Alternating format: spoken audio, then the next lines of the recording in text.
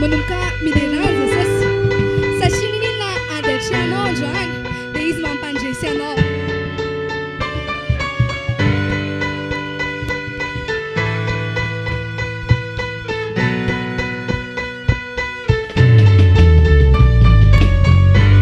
Manomboka andehanao ianao satria ninona aretiny amin'ny fiainanao amin'izao fotoana izao dia izy manasitrana anao.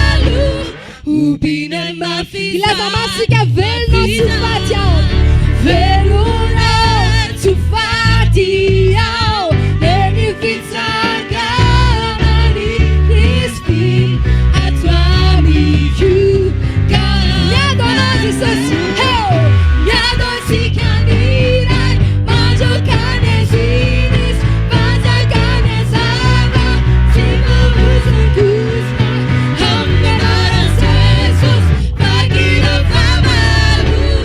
Ubinay mafizan, mafizan. Soja Jesosy.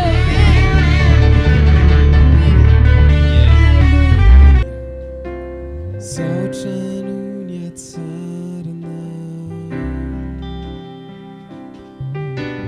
sy ny famindrapo miazo fizany vidinina lohana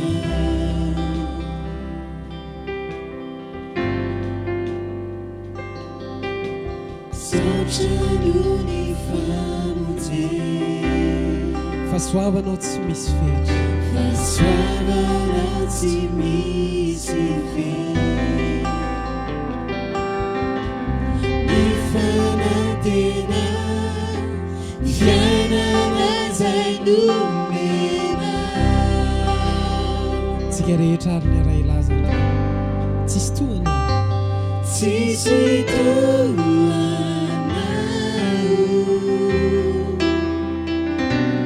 riandreamanitro refanantenako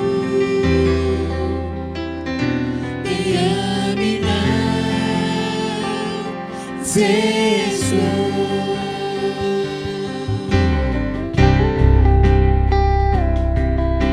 Aleluia. Fanantenana rehetra Jesosy dia ao aminao reliana. Saotranao, saotrano ny antsenina siza zay nomenao ny fitiavanao zay rehetra nataonao